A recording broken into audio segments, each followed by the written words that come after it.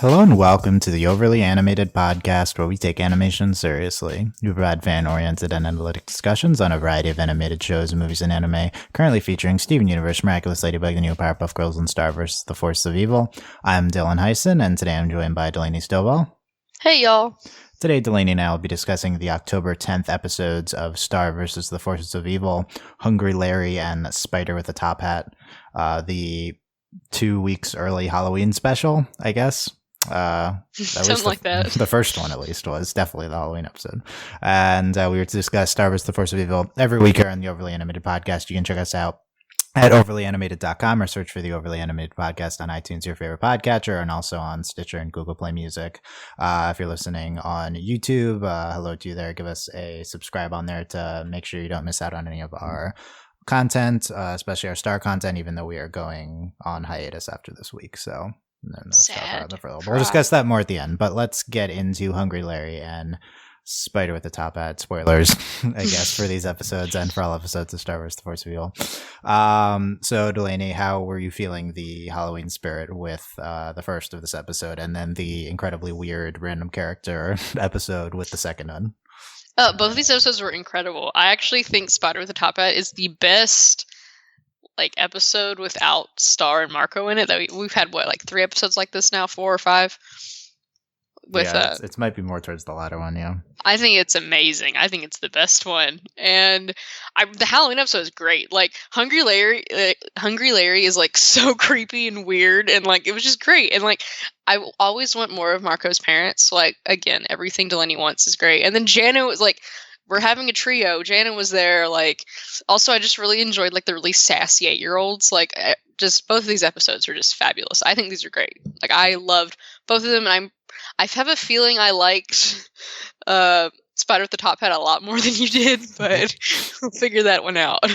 I have complex feelings about that. Complex feelings. The sassy 8-year-olds, the classic cartoon trope. Yeah. Apparently Jan is just a main character now. She's always there. We'll talk about that. Yeah. I'm not super high on either of these. I think Spider with the Top Hat's actually a very good episode. I just wish that this is one of those ones where it's it's good. I just wish it. Why does this exist? This does not need to exist. Why? This episode has no relevance on anything. But yeah, I guess I think it was good. It's hard to get past the fact that this has no relevance on anything else ever in the show. I disagree. This is your favorite thing, Dylan. This is building the world's mythology. We're in the wand. Okay, we'll see if this is any. I guess it could have relevance if we're doing stuff with Ludo's wand, but I would assume that this is just not going to be a factor. I think it's great. I guess this is how the fact that is this really going to be referenced how wands work? There's actual things inside. First of all, it doesn't make any sense. Well, we've referenced that before. We know there's a unicorn in the wand. Yeah, so why are we retconning the unicorn? Is this is this separate? What's going on? No, the unicorn powers the wand. That was the battery. This is the magical stuff in the wand. This is the TARDIS within the wand. Yeah, exactly. I think that's how we figured out what the wand is. It's the TARDIS. Yeah. Okay, sure. Yeah. I loved it. This is great. Both these episodes. I like Spider more than Hungry Larry. I wasn't super high on Hungry Larry. I don't need a. How do you typically feel about Halloween episodes? Because I feel you're not really about episodes. I don't think I really care if it's Halloween or not. Yeah. That's not really the point. I feel I just meant that could be a thing where you're in general. Yeah. I don't take any specific liking to it more than normal. This was a Mr. Diaz focused episode, which I also don't really need to see, but he was, I guess, good. I don't understand what they're doing with the Hungry Larry. I guess he's kind of they were doing a Bloody Mary to call him, and yeah, he's ended up being No Face from Spirited Away. Is that what we're doing? I guess so. I don't know. It's a weird choice for the Halloween episode. I was just into it the whole time. Yeah, I just thought it was quality. That's good. I don't know why Disney chooses to stare this now instead of. Yeah, I understand going on hiatus, but maybe go on hiatus now, show this at Halloween, and then move on with your life. Because it's coming back on November 7th, so you could just show it the week before that, and then put a pause elsewhere. So that seems right. Weird. That's dumb. I guess if you put it now, you can repeat it throughout the next 3 weeks. Yeah, I think it will. Disney does that thing where it's the 13 Nights of Halloween. So in Disney XD, they probably do something where it's now that they showed it, they can have they can actually play it again on Halloween. I guess so. Yeah, but not crazy about either of these, but it's also not. I recognize the quality in the second one, at least. I don't know. I don't think Hungry Layers of a high class. More importantly, I want to discuss all of their Halloween costumes. Yes. So that's well, I mean, I do think I do want to say like, yeah, well, I mean, aside from like, because I think the second episode's amazing. I don't think this is necessarily like a significant dip in quality. Like, I think these are still like really good. I mean, I would say that this is close to the average episode this season, but I think it's a significant dip from like. I guess it's not that far away from like Frenemies and His Mystery. Like, I mean, I still think like to me this isn't like, oh, we went down this week. Like, I feel like I'm like, this is good. It's not necessarily as great as last week's, but it's great. I still think it's good. Yeah, no, I don't feel like I felt with some of the other ones. Whereas I still think we're in a good place still with the season right now. I'm like, okay, cool, we're still going. Nice. Apparently, their production codes are for like 5 episodes later, so they might have aired these out of order. Interesting.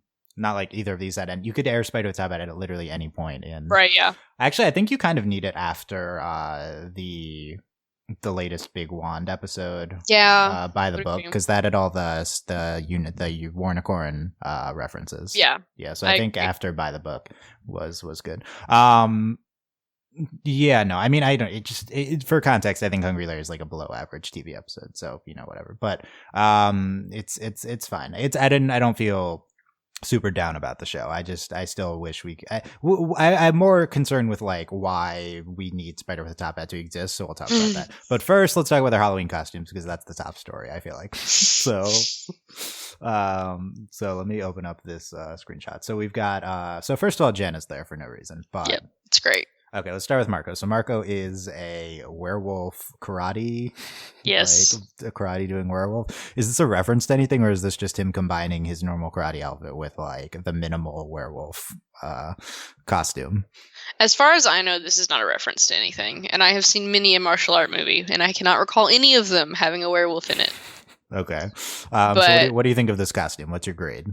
I mean, it was good. Like, it made me laugh a little bit. I was like, "LOL, you're so lame, Marco. Like, you would do this. Like, you would, of course, you take your gi, and then you're like, okay, I'm just gonna be a werewolf." I'm wondering this is like lack of ever, but compared to the other two, he's kind of got the most intricate costumes. So. I mean, it's definitely interesting, like visually. I don't think it's the most intricate in comparison to the other two. Like, I mean, Jen at least painted her face. Like, if Jen is his face paint and not a mask, then I guess that's true. I think it's face paint. With Jen, it would probably be face paint. Yeah, I mean, and then he's like, is it putting his hair up? I don't know. It's pretty cute, but they all look adorable. Yeah. Like A+. Yeah.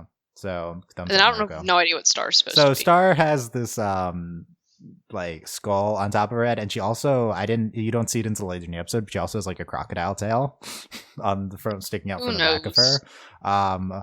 Is this some sort of Toffee cosplay? Like, that would be great. Oh man, that would be like rude. That'd be so rude. But that's what it reminds me of. I guess not, because this is I don't think Toffee had horns. Right. I don't know. It's cute. It works. Maybe this is a reference to some mythology, but I don't really remember. Yeah, it could be. I mean, it's very much like Northern European, like warrior, like witch hunter warrior kind of deal thing. I feel like Star would get more involved in Halloween. Like, why doesn't she have a better costume? That's my like I would expect something like more ridiculous, but it's okay. Granted, Star looks ridiculous all the time anyway, so I mean, it's still super. She might think Halloween's stupid. Maybe because she's always like that. Yeah, that's true. But I don't think Star thinks anything stupid. Well, I mean, when you think about it, like Muni's culture towards monsters, like it's kind of the concept of Halloween might be really weird. Yeah, that's true. They could have gotten into that, but they did not. No, that would have been awesome. Instead, some weird other plot.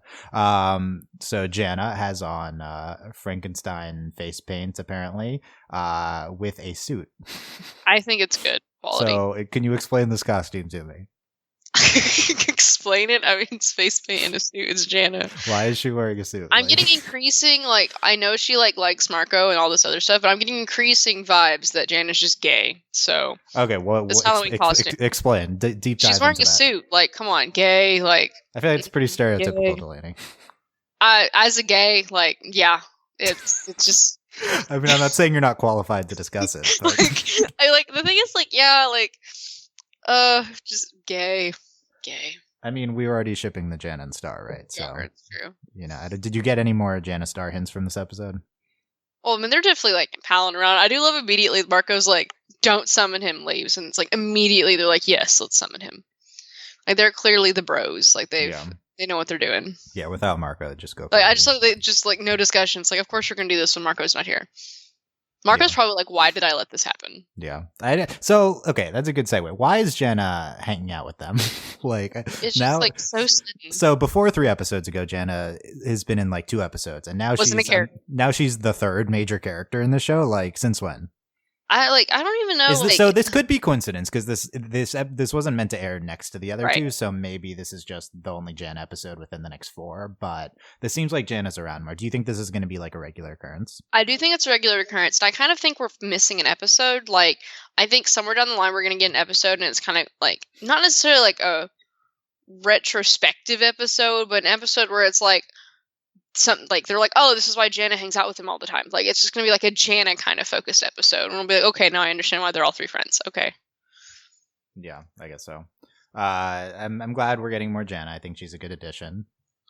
I mean, it's great. Like having a trio is always a fun time. She's more interesting than any of the other 3rd in this group possibilities they've explored.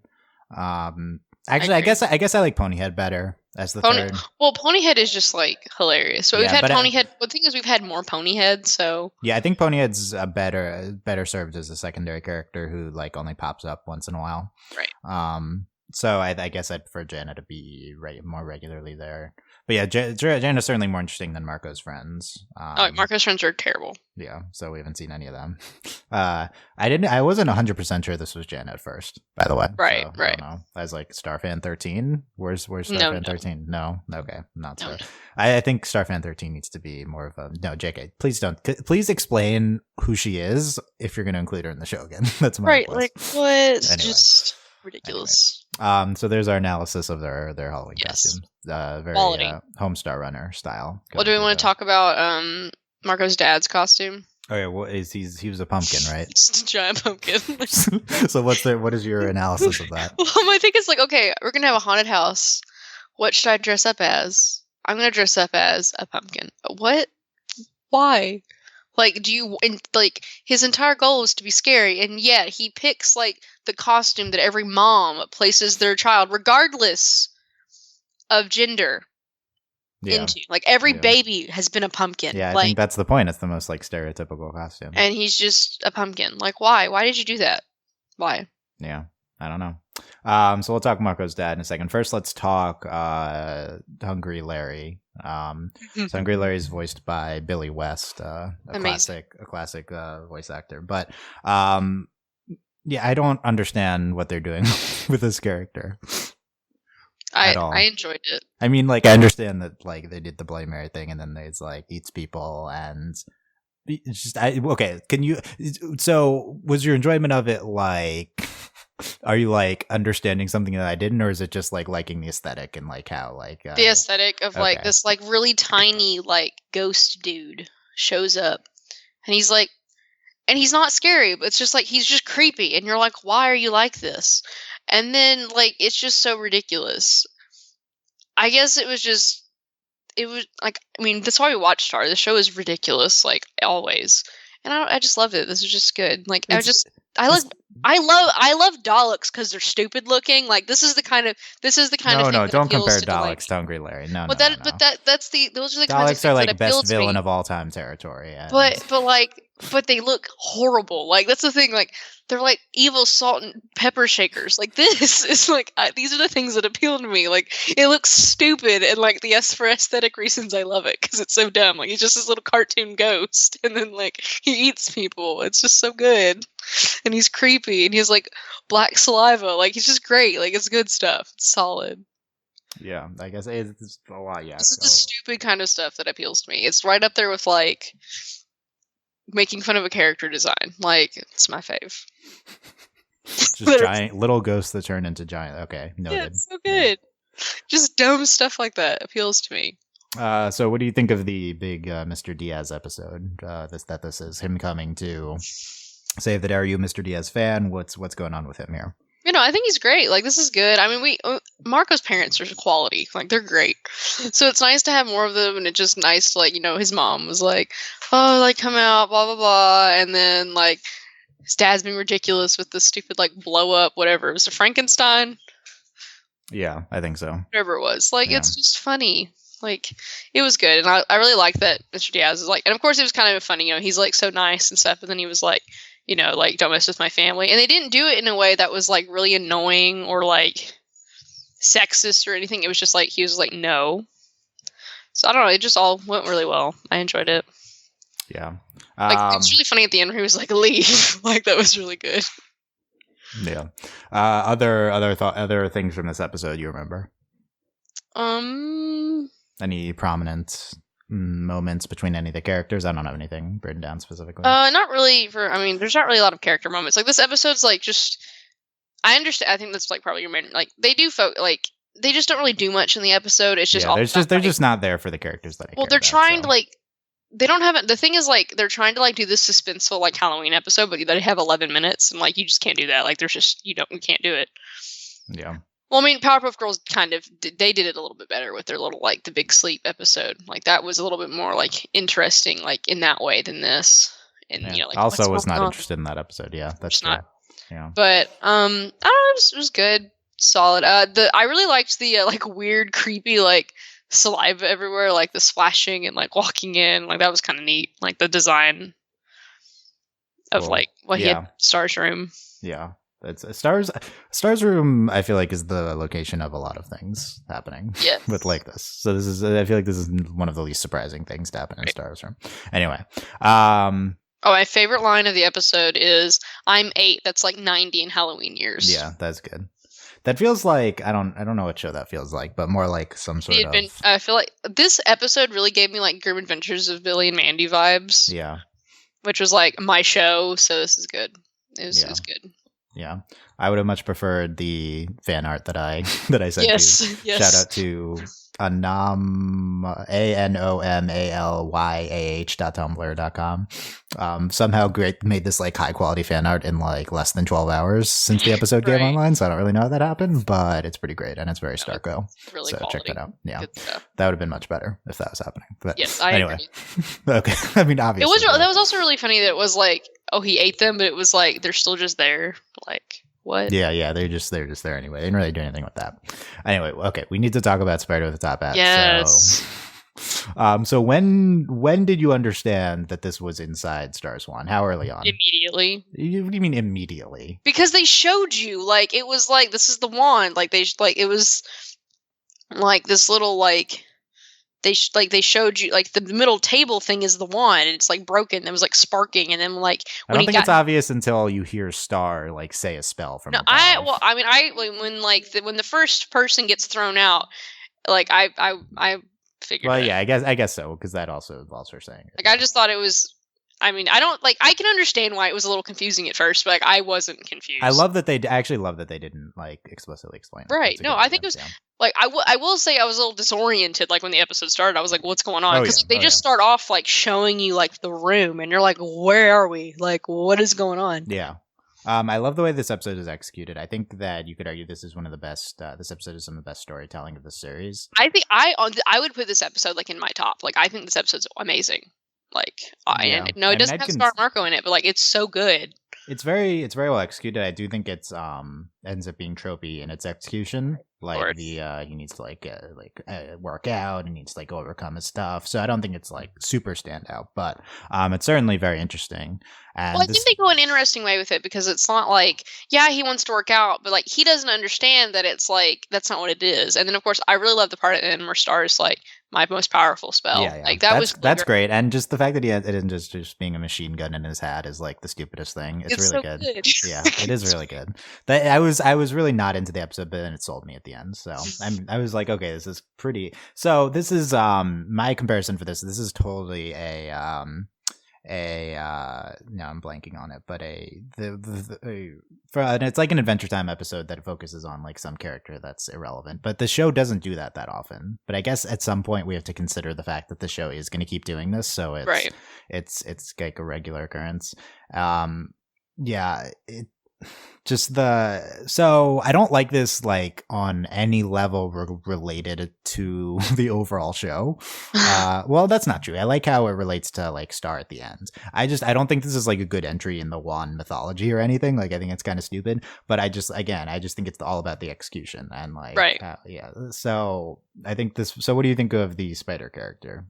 Well, I mean, for the first like 30 seconds, I was like, this dude's evil. He's up to something. But then I was wrong, so it's fine. Because I'm immediately suspicious of just like, I'm like, who are you?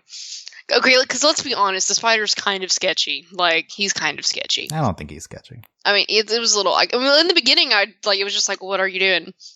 I think he's great. Like, aw, poor dude. Like, I mean, I would be kind of ticked too. Like, never gets used. Like, why am I here? Like, am I just here to entertain you guys? I'm just an entertainment spell. No, you don't know. I don't know. I just thought it was good stuff. Yeah. That character is it's a pretty good character. It's definitely probably the best one episode character we've had. Yeah. Frankly, I like him better than Ludo. Okay, well, that's not fair, but yeah, Spider voiced by Steve Little, who's great and was Stevie in Eastbound and Down, which is not appropriate for you children, but also he's Peppermint Butler in Adventure Time, which I never made that connection between Eastbound and Down and that. But anyway, so yeah, I think he's great. I love seeing just kind of the mythology they establish within the episode. Like I don't really like how it relates to the overall mythology, but just the putting in the narwhals and the Warnicons and they like work out and like they do all this stuff and then there's like a butterfly who's like married to a narwhal and they have a baby. Weird. Yeah.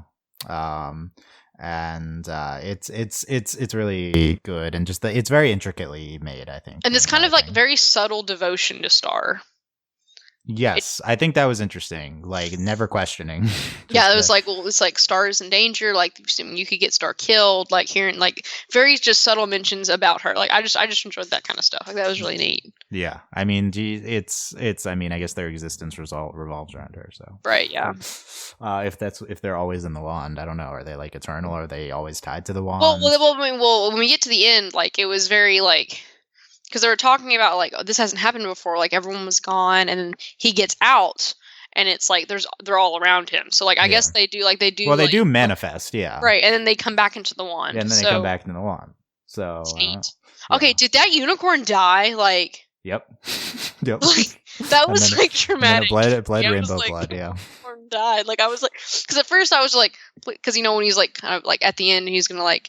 Sleep or what at first I was like he's just gonna get knocked out, right? And then there was the rainbow pool of blood and I was like, I am traumatized. Like that was rough. I was like, why? Yeah, like what? Delaney. What? Yeah, it was that got me. Serious stuff. It was good. What? Yeah, I like this. The whole, and then he gives like the hat of a warrior thing, and then his hat ends up being important. Just the whole thing, yeah, is very good. Those are the highlights. What are they fighting at the end when they pop out of the one? There's like these giant it's like a giant thing. Yeah, what I like that this. I almost expected it to tie into something previously at first, but then it's kind of its own thing, and I like that they let it be its own thing. And yeah, he just has this. He calls it a laser cannon, but it's kind of just a machine gun. He's like shooting lasers, so I guess so. Yeah. Well, except he has like rounds. Like that was confusing because like he has like shells. Yeah. It's definitely more of a definitely not very confusing. More of like a gun, but and then the strongest spell I've got was really good. I think this is. Give me this over Ludo in the Wild for sure. Yeah, diff. Like Ludo in the Wild's gorgeous. This has more story though, I think. It's just more interesting. Like they established like the spider in the top hat, like really, well, and like all the other characters, like we don't really get names for them, but they're all like really interesting and like it was neat. I really enjoyed the Warnicons like in the gym because they're like pain. Like it was just so stupid. Like it was just fun. Like the Warnicons. Yeah, no, this is. Just its own mythology within the show. So let's talk about the why this episode exists. So this is very much an Adventure Timey thing to do. Kind of just these shows that have their own mini episodes. Adventure Time does this. They can just take the most minor character and just have an episode about them, and it's very much expected that the show doesn't even focus on its main characters almost at all anymore, and it just goes around. going through all the mythology elements.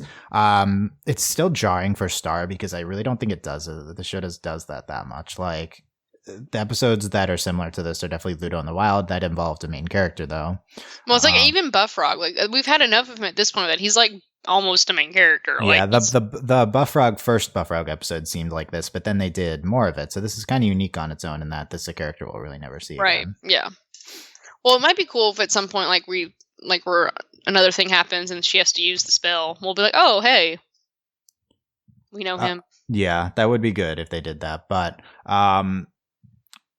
so I think that this is the type of thing that the show should be doing if it had more established. This is the type of thing that a show does when it has established characters, established mythology, and most importantly, like an established like giant world. Right. So you could explore this. I really feel like Star's mythology and its world building have not progressed to a degree where this type of thing kind of makes sense to do. I don't really understand the world that we're in. It's just kind of this vaguely defined place where we can go to any dimension and do anything like this.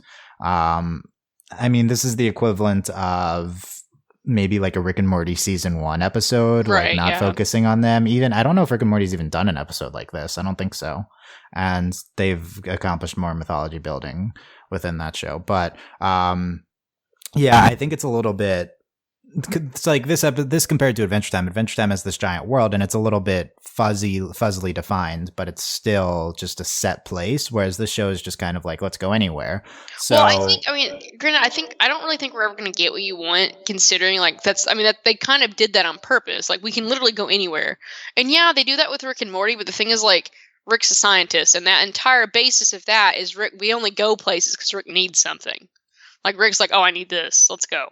This is more of like, we're stupid, we're going to go wherever, and like nonsense happens. I guess so. I think Rick and Morty is more similar to that than they kind of just go to places. I guess there's excuses, but I'm saying Rick and Morty is more similar to this than to like Adventure Time. For example, like Rick and Morty, it's set in this, like for me and you Doctor Who fans, like this is we understand this concept. It doesn't need to be explained further. They travel through space. And we're like, okay, I'm used to that. I understand that. I don't really care like why they do that. They just go. Like this is a little bit more different. Like this is like dimensions and like I think a lot of times the aesthetic can like be really confusing. Like because like it's all over. That's all over the place too. Yeah. So I think that's a big thing. Like I think it's the framing of this is not something that we are like. Sci-fi you fall back on, you're like, okay, I understand this, like this is good, like I have like me and you're well versed in how science fiction universes operate. This is more like we don't know what's going on, and it's kind of weird, and like they do it on purpose a lot. Like this is very much like it's like weird magical like rainbow nonsense all the time, like on purpose. Yeah. Certainly, this is like a purposeful thing that they're. And I think it's. And I don't necessarily think this is a bad thing. It is difficult sometimes to like grasp and be like, oh, okay, this is what's going on. But I don't think necessarily it's like a negative. I just think it's different. Like there just isn't really like this is just different. Like this is just a different kind of thing that's going on. And they're completely limitless. Like there isn't really like they can kind of the mythology I think they need to focus on, which is why I love this episode, is the magic. Like how Star's wand works, how Star has magic, like how that works. If this ends up being important to like that mythology, then I'll retract most of what I'm saying. I'm going under the assumption that it's like irrelevant to everything we'll see again. I don't know. We had like the unicorn coming out of the wand, so like there being things in the wand isn't surprising. And then we had the book. So I mean, I feel like we just my interpretation is this is like kind of them like poking fun at their own mythology, like, oh, the things come out of the wand, oh, they're all just in the wand, and like, haha, wouldn't that be funny if we explored that for an episode? Right. But that's not actually something that's going to be explored for the rest of the series. I don't know. We might. I mean, I don't know. It's possible. Yeah, I don't like. I just don't know. Like, well, look at all the episodes we've had. We're like, oh, okay, like that's weird. I'm surprised that happened. Like, I never know what's going to happen on this show. Like. Yeah, and I think that's a bad thing for me. I think that overall the show's just all over the place right now, and it's not just the single character episodes. Like it's got got Buffrog episodes. We don't always focus on Star and Marco. Then there's just all these various elements. They have a lot. That's the thing. It's like this goes back to what I was talking about, like the universe they've had. They literally like have not limited themselves at all. Like yeah, which is I think that's a mistake. Yeah. And I mean, it's not necessarily a mistake. I think they're kind of like, they're trying to do too much at once. Like, 'cause They're we have, trying to do too much at once. like, we're going Absolutely. to all these different dimensions, and then we also have, like, this conflict where it's like, Ludo wants the book, like, Ludo's, like, literally after Star all the time, which season 1 was a lot more focused. It was very much Ludo get the wand, we have to keep Ludo from getting the wand, blah, blah, blah, and then we have little adventures. But this is like, okay, now we have the wand that's kind of busted. We kind of talk about that sometimes, but then Yes. we don't. And then Yes. There's season 1 was very focused in with the Ludo getting the wand thing, and then they've broken out from that, and they've kind of just went to all which over the I'm place. glad we have less Ludo because Ludo's terrible. But like, I don't think Ludo is terrible in season 1. I think that he's become not as good. no, that's what I mean. Like, I don't yeah. like season 1. Ludo's fine. Like, that's typical good. That, well, not necessarily. He wasn't like great, but like he was better. Yeah. And now Ludo's just super annoying. Like, I'm like, I don't like you at all. And it's not even. And I don't even mean like as. I mean, I think he's a terrible character. Like, this is just like he's not interesting. Like, he's gotten to the point where he's annoying. Like, I'm tired of him. Like, oh great. Yeah, I mean, I wouldn't go as far as he's like a terrible character. I think that he's just been utilized poorly this season. I think it's possible for him to go back to being something somewhat interesting. But we'll just have to see. Yeah, but it's like, so the second part is like, one, it's just doing too many things, but two, like you said, you made a good point. Like, the show is just is too many different like thematics and aesthetics going on, and it's really hard to pin down like what Star is. Like, most of the time, Star is kind of like wacky with these wacky main characters, but then there's episodes like this. There's like the super wacky ones like Starstruck, but then there's like serious mythology episodes, there's like romance episodes. It's really hard to pin down like what the show even is right now. Right, yeah. It's like, I don't know where we're going in the season. Like, we kind of had the corn stuff, and like, but we're still like regardless of where the mythology is going, I just don't even know where the themes of the show are going. It's and what is the show about? Like, I don't know what the show is about. It's kind of like, yeah. Why do you like Star versus the Force of Evil? What is that show about? I'd be like, I don't know. Yeah, and I would just words at them. Like, it's kind of exciting for like there to be a show like this that exists, but it's just definitely not. It's not going to be a good thing in the long run. I think Darren and the writers really need to rein things in, hopefully very soon. But it's kind of I think it's kind of in danger of becoming the Fairly Odd Parents.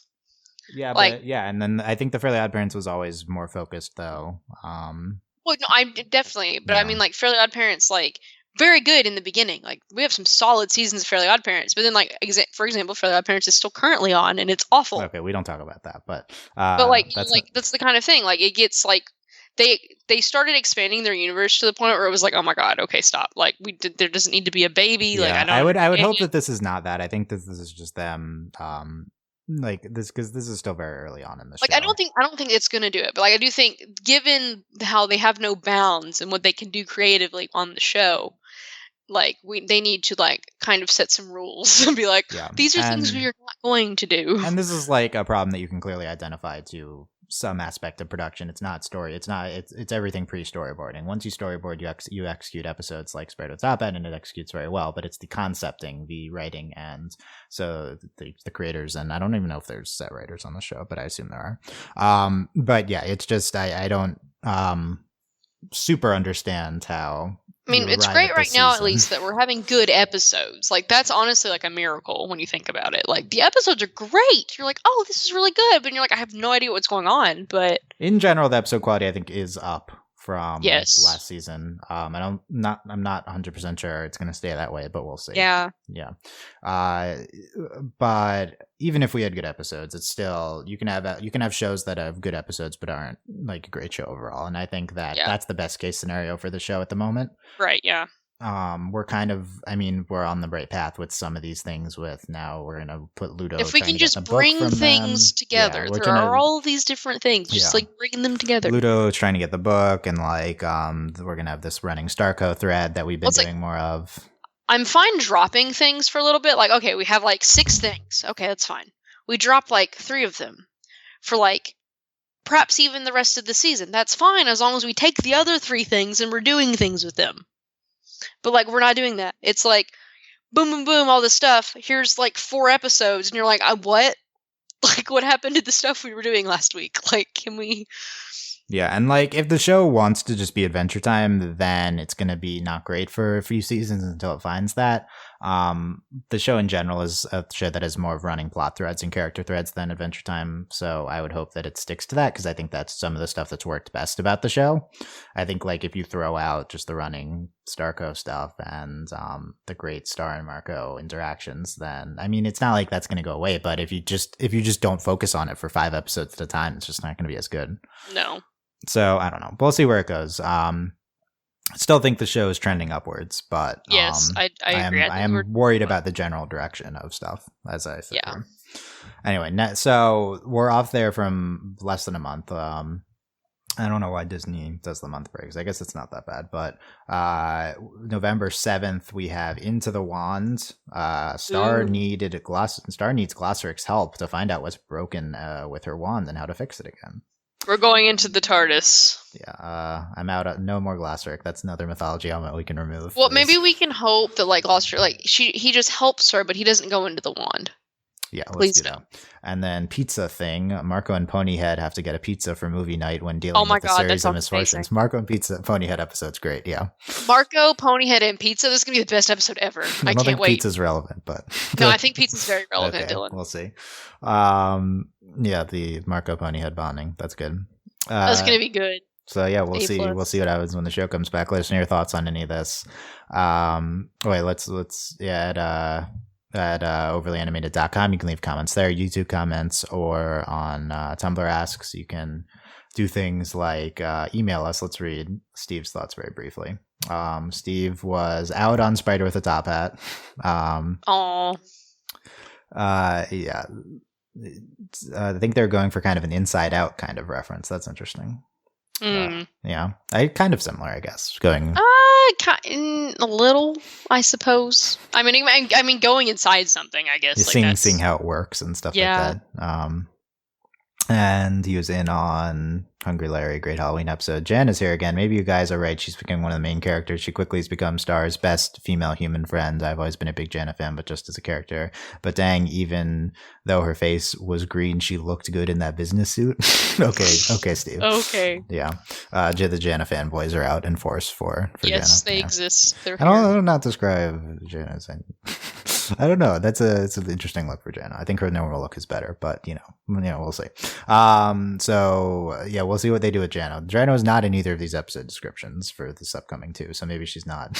maybe it's like she's going to be every 4 episodes instead of every episode. Who knows? But we know. But granted, we also get episodes where it's like Jana's just kind of there. So yeah, it's not like she was in this episode description either, right? So she's just here though. You never know. She's just there. She's just kind of here. And maybe when they're going to get pizza, it's Jana and Star like doing something.